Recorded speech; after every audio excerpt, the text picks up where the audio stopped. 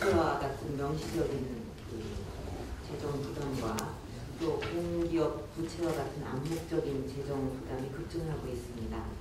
그래서 정부가 나라 살림을 더 알뜰하게 살 수 있도록 최선을 다해야 될 텐데, 저는 재정 운영에 있어서 투명성과 체계적 관리 이 두 가지 측면에 정부의 더 많은 관심과 노력이 필요하다고 생각합니다. 첫째, 재정 운영이 지금보다 더 투명해져야 됩니다. 현재 중앙정부와 지방정부의 그 재무제표 작성이 지연되고 있고, 공기업 재무 상황에 대한 체계적인 자료도 미흡합니다. 그리고 각종 민자 사업들에 대해 재정 부담이 얼마나 되는지에 대한 자료도 공개되지 않고 있습니다. 저는 정부가 지금 무슨 일을 얼마를 들여서 하고 있는지, 또 앞으로 5년, 10년 후에는 어떤 일에 얼마만한 돈이 들어갈 예정인지, 그런 사업들로 인해서 국민들이 얼마를 더 이렇게 부담하게 되는지, 이런 거에 대해서 정부가 투명하게 발표를 해서 국민의 이해를 구하고 또 국민들이 올바른 선택을 할 수 있도록 해야 한다고 생각합니다. 이렇게 재정 운영의 투명성을 높이기 위해서 중앙정부, 지방정부, 또 공기업에 대해서 국제 기준에 의한 재무제표를 작성해서 발표하고, 또 각종 민자 사업에 따른 미래 재정 부담 자료를 공개해야 한다고 생각하는데, 장관께서는 어떤 대책을 준비하고 계십니까? 네, 그 재정 운용의 투명성을 제고해야 한다는 말씀은 저희도 전적으로 인식을 같이 하고 있습니다. 그리고 지금까지 정부가 재정 운용함에 있어서 투명성이 낮게 운영해 왔다고 생각하지 않습니다. 다만 보는 견해에 따라서, 예를 들면 지금 말씀하신 것처럼 국가 채무를 어디까지 포함해서 지금 발의님께서 좋은 말씀하셨는데, 글로벌 스탠다드에 적합하냐는 문제는 지금 이용수 위원실에서 나오신 것처럼 내년부터는 우리가 그 발생주의 회계로 전환을 하게 됩니다. 그렇게 되면 포괄하는 기준이 좀 달라지겠습니다만, 현재까지는 공기업 채무는, 국가의 공식 채무는 중앙정부와 지방정부, 일반 정부가 직접 상환 의무를 지는 부담만 국가 채무로 카운트를 해왔기 때문에 이미 글로벌 스탠다드입니다.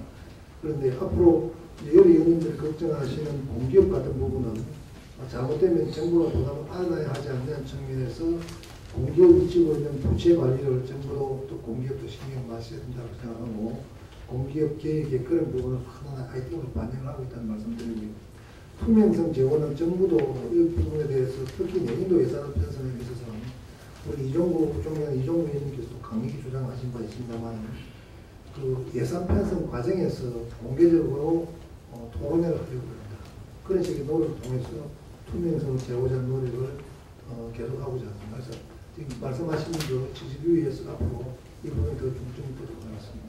어디까지는 이제 국가 부채로 할 거냐 하는 거 가지고 논쟁을 벌이기보다 결국은 국민 세금으로 나중에 부담을 해야 되는 것이기 때문에, 또 민자 임대용 민자 사업 경우에 민간이 시설물을 준공하게 되면은 그때부터 정부가 그 임대료 명분으로 매년 할부금을 내야 되고, 이런 게 다 부채 증가의 요인이 되니까 결국은 어디까지가 부채냐 하는 그런 논쟁보다는 국민이 결국은 나중에 다 물어야 되는 투명하게 공개를 하는 것이 저는 바람직하다고 생각을 합니다.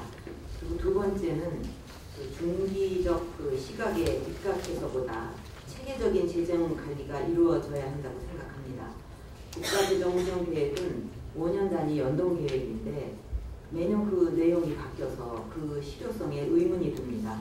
예컨대 2004년부터 작년까지 관리대상 수지 전망치를 보면 매년 전년도보다 수치가 악화되는 방향으로 전망치가 바뀌어 왔습니다.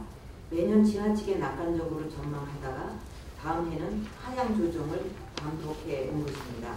물론 경제 상황이 바뀜에 따라서 전망치가 바뀌는 것은 당연하겠지만, 전망이 체계적으로 이루어지지 못하고 전망 근거도 투명하게 공개되지 않아서 신뢰도가 낮다는 것이 문제입니다.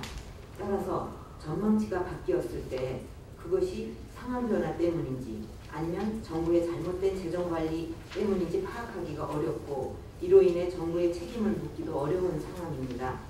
국민연금 등 그 의무 지출의 전망은 성장률이라든가 물가, 금리 등 기본적인 거시 그 변수들에 대해서 통일된 가정하에 체계적으로 이루어져야 하지만 현재는 각 담당 부처가 제공한 개별 전망치를 취합하는 데 머물고 있습니다. 앞으로 국가재정운영계획의 실효성을 높이기 위해서는 기재부가 각 부처의 전망치를 단순 취합하는 데 머물지 말고 좀 더 적극적인 역할을 해야 하고 재량 지출도 분야별 지출뿐만 아니라 각 사업별, 프로그램별 지출 전망을 공개하는 것이 필요하다고 보는데 여기에 대해서 어떤 대책을 준비하고 계십니까? 예, 앞으로 저희들이 재정 계획을 수립하고 집행하는 데 있어서 유의해야 할 하나의 그런 말씀을 부탁드리겠습니다. 분명히 말씀드리는 것은 지금 하시는 말씀에 저희도 기본적으로 공감을 하고 있고요. 지금까지 우리가 예산을 편성하고 집행하는 데 있어서 각 부처가 제시한 수치를 단순히 취합하고 그런 걸 기준으로 했다면 오늘날 우리가 자랑하는 이 정도의 상대적인 재정의 건전성은 절대로 이룰 수 없을 거라고 생각합니다. 재정의 여건들이 나름대로 최선을 다하고 장기적으로 그렇게 해오고 있고 앞으로 그렇게 할 것입니다. 그런 면에서 좀 긍정적으로 봐주시면 이번엔 좀 봐주시기 바랍니다. 오죽하면 기획재정부가 당위에도 있다는 얘기까지 우리가 듣고 있겠습니까? 저희들이 제가 농민이 저번에도 얘기했습니다만 종갓집 맏며느리 역할을 하는 것이 기획재정부입니다. 그래서 여러 곳으로 또 원성도 사고 불만도 듣고 있습니다. 그것이 결국은 한정된 자원을 효과적으로 배분하는 과정에서 각 개별적인 사회 우선순위를 다 들어줄 수 없기 때문입니다. 그래서 그런 부분을 조금 이해를 좀 해주시면 좋겠고요. 오늘 박 의원님 말씀하신 것도 우리 앞으로 재정을 집행하고 편성하는 과정에서 큰 유의하도록 하겠습니다. 국가재정운영계획의 전망치가 매년 이제 바뀌게 되면은 일부 부처는 이제 어렵더라도 어떻게 해서든지 국가재정운영계획이라는 그 틀 안에서 해보겠다는 이런 노력을 하기보다는 그 사후 관리가 이제 제대로 안 되고 있으니까 매년 예산을 좀 어떻게 늘려보면 되지 않겠나, 또는 새로운 예산을 좀 요구해보자, 이런 식으로 생각할 수도 있지 않을까, 그런 생각입니다. 그러면 결과적으로 그 국가재정운영계획이 경성 예산 제약으로 자리매김하는데 실패하게 될 것이다, 그런 생각을 말씀드립니다. 예, 각 부처에서 실수요 부처에서 그런 유혹을 느낄 수도 있을 것입니다. 하나만 더 부탁을 말씀을 드리면 우리가 결코 근거 없이 지나치게 낙관을 하거나 장밋빛 전망하지 않는다는 예를 작년에 우리가 재정이 GDP에서 마이너스 5% 적자를 예상했었는데요. 우리 중기계획에서 작년에 결산한 결과 얼마 나오냐면 마이너스 4.1%에 지나지 않습니다. 거의 0.9%가 개선되고 있습니다. 이런 것은 우리 재정에 종사하는 사람들이 그렇게 너무 근거 없이 터무니없는 장밋빛 전망을 하지 않는 하나의 예가 되고 있고요. 금년도도 지금 우리가 지금 마이너스 2.7%를 계산하고 있는데요. 저희들이 재정을 어떻게든지 건전하게 운영을 해서 그 이하로 그 수치가 나오도록 내년에 우리 박 의원님 이 자료를 드릴 수 있는 그런 기본을 갖도록 한번 해보겠습니다.